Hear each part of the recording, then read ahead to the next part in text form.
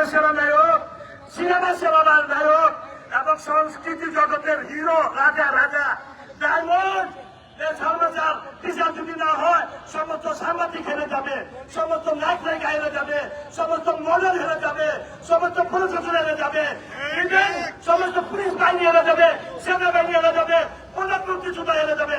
সালমাজার বিচারকে আপনারা যান না যান না ধরে বলেন আমরা কাবাডি ঢুকতে দিব না, দিব স্বামীর আর বিচার হবে, বলেন হবে স্বামীর আর গালে জুতা মারো, স্বামীর আর গালে জুতা মারো। এক কথায় আমাদের পোশাকের যে দাম আছে স্বামীর আর সেই দাম নাই। সেই স্বামীরা তোরে ঘৃণা করি, তোরে ঘৃণা করি, তোরে ঘৃণা করি।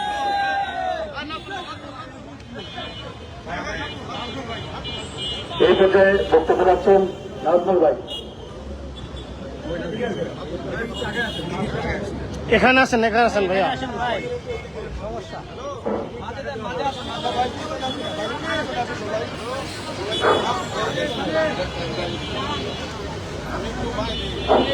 হ্যালো, সমন্বয় সম্মানসার জন্য আজকে আমরা এই প্রেস ক্লাবে উপস্থিত হয়েছি। আপনারা সবাই জানেন বাংলার 64টা জেলা থেকে এইখানে উপস্থিত হয়েছেন সবাই। সমন্বয়ের সম্মানসার জন্য 46 জন আত্মহত্যা করেছেন, কিন্তু এই প্রজন্মেও আমরা যদি সুস্থ বিচার না পাই আমরাও আত্মহত্যা করব। কি বলেন? অমরনাথ সালমান খান যে স্টাইল, মাথায় রুমাল বাঁধা, ক্যাপ পরা এবং সানগ্লাস, সেই স্টাইলগুলো এখন বর্তমান যুগে চলতেছে। আমরা সেভাবে চলতেছি, সেই ফলো করতেছি, কিন্তু বাংলাদেশ চলচ্চিত্র ধ্বংস হয়ে গেছে একটা নায়কের কারণে। সেই নায়ক অমর নায়ক সালমান শাহ আমাদের বাংলার মাটিতে নাই, তাকে হত্যা করা হয়েছে এবং তার হত্যার কারণে এই বাংলার চলচ্চিত্রটা ধ্বংস হয়ে গেছে। বাংলার চলচ্চিত্রটা এখন বাংলাদেশের এই ছবিগুলো এখন হয় না। বাংলাদেশের এই ছবিগুলো না হওয়ার কারণে বাংলাদেশের লোকজন এখন ছবি দেখতে পারে না। তার জন্য আমরা বাংলাদেশের 64 জেলা থেকে এসেছি অমর নায়ক সালমান শাহর হত্যার দাবিতে। এ বলে আমার সংক্ষিপ্ত বক্তব্য শেষ করছি। আল্লাহ হাফেজ, সবাইকে ধন্যবাদ। সংগ্রামী সাথী বন্ধুগণ, এই মুহূর্তে মূল্যবান বক্তব্য রাখার জন্য যিনি রাজদিন পরিশ্রম করে আসছেন আমাদের রাজপথের সৈনিক। ইতিমধ্যে আমরা এখানে অনেকে আছি, বিশেষ করে লতিফ ভাই, বিশেষ করে মামুন ভাই, আমি আছি, আমাদের দিদি আপু আছেন, আমাদের রফিক ভাই আছেন, যারা এই যে যাদের নামগুলি বললাম আমাদেরকে কিন্তু হুমকি ধমকি দেওয়া হচ্ছে। আমি স্পষ্ট ভাষায় বলে দিতে চাই সামিরা ম্যাডামকে, যদি কোনো একটা সালমানকে ভক্ত যদি কোনো ক্ষতি হয় তা এবার কিন্তু আপনাকে নিতে হবে। মনে রাখবেন, আপনি মেসেঞ্জারে যে নক করেন, এখন আপনি কোথায় পালালেন, কোন করতে গেলেন। যাই হোক, সেরকমই একজন প্রতিবাদী যিনি রাজপথে ছিলেন, হুমকি ধমকি অনেক খেয়েছেন।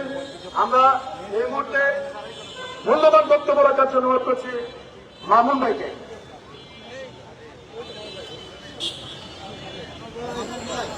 আচ্ছা, যাই হোক, আমরা ইতিমধ্যে আমাদের জননী কল করেছেন।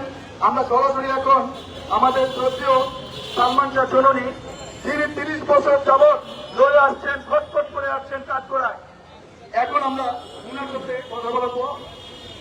উনার একটা আমরা বক্তব্য নিতে যাচ্ছি।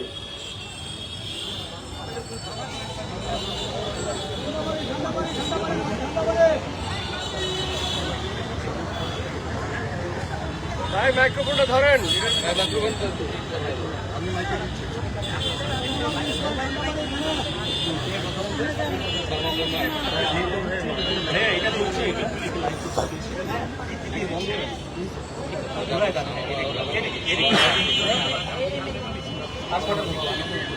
যাই হোক, এই মুহূর্তে আমাদের জরুরি একটু ব্যস্ত আছেন, হয়তো বা কারোর সাথে যোগাযোগ করছেন। আমরা মূল্যবান বক্তব্য শুনতে যাচ্ছি মামুন ইসলাম মামুন ভাইয়ের কাছ থেকে। মামুন ভাই।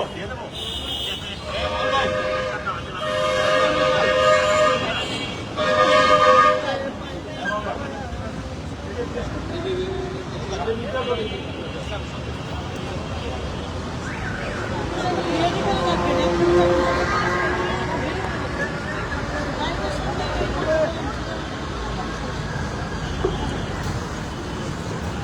বলেন বলেন মামুনে বলেন।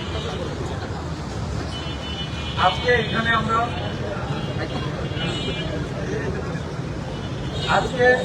এখানে আমরা সমবেত হয়েছি 64 জেলা সালমান ভক্তদের পক্ষ থেকে আজকে যে আয়োজনটা আমরা করেছি সেটা হলো আমরা বাংলা চলচ্চিত্রের উজ্জ্বল নক্ষত্র। এখন অনেকে দেখি চলচ্চিত্র জগতের কেউ মহানায়ক বলতে শুরু করেছেন আমাদের সালমান ভক্তদের বলার শুরু করার পর থেকে। যাই হোক, তাদের প্রতি কৃতজ্ঞতা জানাচ্ছি। আর মানববন্ধনের আয়োজন করেছি 30 বছর যাবৎ বাংলা চলচ্চিত্রের একজন উজ্জ্বল নক্ষত্র 93 সালে যারা আবির্ভাব ঘটেছিলেন এবং তৎকালীন সময় যে ইয়াং জেনারেশনকে সুস্থ দ্বারা বিনোদন দেওয়ার জন্য উনি বাংলা ফিল্ম ইন্ডাস্ট্রিতে আবির্ভাব ঘটেছিলেন। তার যে মৃত্যুটা হলো সেই মৃত্যুর রহস্য আজ পর্যন্ত 30 বছর উদ্ঘাটিত হলো না। একের পর এক সরকার আসলো আর গেল, কিন্তু পুরো ক্ষমতার বলে এবং টাকা পয়সার কাছে প্রশাসন ভিত্তি হয়ে এই বিচারটা পাচ্ছি না। এখন তো অপমৃত্যু মামলা থেকে হত্যা মামলা হয়েছে, আসামিরা এখনো প্রকাশ্যে ঘুরে বেড়াচ্ছে। এই দেশের প্রশাসন, এই দেশের আইন শৃঙ্খলা বাহিনী এই দেশে কেন বিচার পাবেন না উনি? ন্যায় বিচারের দাবিতে আমরা এখানে এসে দাঁড়িয়েছি। আমরা বর্তমান প্রধানমন্ত্রী মাননীয় প্রধানমন্ত্রী তারেক রহমানের কাছে আমরা বিনীতভাবে 64 জেলা সালমান ভক্তদের কাছে বিনীত অনুরোধ করতে যাচ্ছি এবং বলতে যাচ্ছি যে সালমান ভক্তরা এখনো পর্যন্ত শান্তির শৃঙ্খল ভাবে প্রতিবাদ গুলো জানিয়ে যাচ্ছে, তাদের দাবি দেওয়াগুলো আদায় করে যাচ্ছে, বলে যাচ্ছে, আদায় করতে পারতেছে না। কিন্তু আজকের এই মানববন্ধনের জন্য অবশ্যই ওনার কাছে যেন এই 64 জেলার সালমান ভক্তদের আবেগগুলো পৌঁছে যায়। যেমন সালমান ভক্তরা এখনো 30 বছর পর রাজপথে আছে। ওনার যে স্ত্রী গতকালকে আলবি, তার স্ত্রী মারা গেলেন বাংলাদেশে, উনি ছিলেন বাইরে। আলবি আদালতে যখন গেলেন আত্মসমর্পণ করতে, তাকে আদালত কারাগারে প্রেরণ করেছে, মানে গ্রেপ্তারি পরোয়ানা জারি করে। তাহলে আমাদের প্রশ্ন এখানে থেকে যায়, 30 বছর আগে সালমান শাহ এই ফ্ল্যাটে মৃত্যুবরণ করেন, ওই ফ্ল্যাটে তার স্ত্রীর স্বামীরা ছিল, আবুল ছিল, মনোরা ছিল, জরি ছিল, উমর নামে 7 বছর একটা শিশু ছিল। শুনেছি উনিও নাকি সাক্ষী দিয়েছেন এই মামলার। ওনারা কোথায়? ওনারা কি সাক্ষী দিয়েছেন আমরা জানতে চাই। এবং প্রশাসনের কাছে অবশ্যই বিনীতভাবে অনুরোধ করব, প্রশাসন যেন দৃষ্টান্তমূলক তদন্ত করে এই 64 জেলার সালমান ভক্তদেরকে সারা বাংলাদেশে যেন ভক্তরা এবং সাধারণ মানুষের জানতে চাই যে ওই দিন 6 সেপ্টেম্বর রাতে কি হয়েছে। বিচারিতার বিচার এই দেশে আমরা দেখতে চাই নাই। মাননীয় প্রধানমন্ত্রী তারেক রহমান, আপনি বলেছেন এই দেশে ন্যায় বিচার প্রতিষ্ঠিত করবেন এবং হযরত মুহাম্মদ সাল্লাল্লাহু আলাইহি ওয়াসাল্লামের ন্যায় পরায়ণতায় এই দেশকে ঢেকে দিবেন, এই দেশে প্রতিষ্ঠিত করবেন। আমরা আপনার কাছে অন্যায় কোনো আবদার করতে রাজপথে দাঁড়াই নাই। আমরা আমাদের ভাইয়ের ন্যায় বিচারের জন্য রাজপথে দাঁড়িয়েছি। প্রশাসনকে আরেকটা কথা বলতে চাই, কবর থেকে লাশ উত্তোলনের জন্য যে আবেদনটা আপনারা করেছেন, কেন করেছেন? সালমান ভক্তদের প্রতি, সালমান ভক্তদের মনে দেখা দেওয়ার জন্য। 30 বছর পরে কি এই কবরস্থানে গিয়ে ঘুরে কিছু আপনারা পাবেন? এর আগে 2-2বার পোস্টমর্টম করেছে ঢাকা মেডিকেল এবং সিলেট উসমানী মেডিকেল। আপনারা তাদেরকে আগে নিয়ে আঙ্গিরাওয়ালা জিজ্ঞাসাবাদ করুন। অবশ্যই তারা 2টা পোস্টমর্টম রিপোর্ট এক হয়নি, আমরা যতটুকু জানি। তারা কেন 2টা পোস্টমর্টম রিপোর্ট আলাদাভাবে উপস্থাপন করলেন আমরা তাও জানতে চাই। আমরা এই দেশে সালমান শাহের শরিক এবং ন্যায় বিচার প্রতিষ্ঠিত করতে চাই। আমরা আজকে শান্তিপূর্ণ মানববন্ধন করেছি।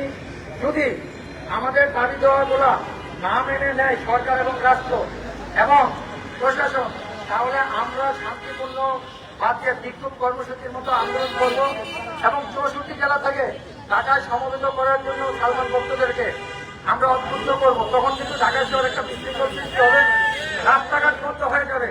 আমরা চাই না ঢাকা শহর একটা জনবহুল শহর। আমাদের ভাই, আমরা এই শহরে বসবাস করি।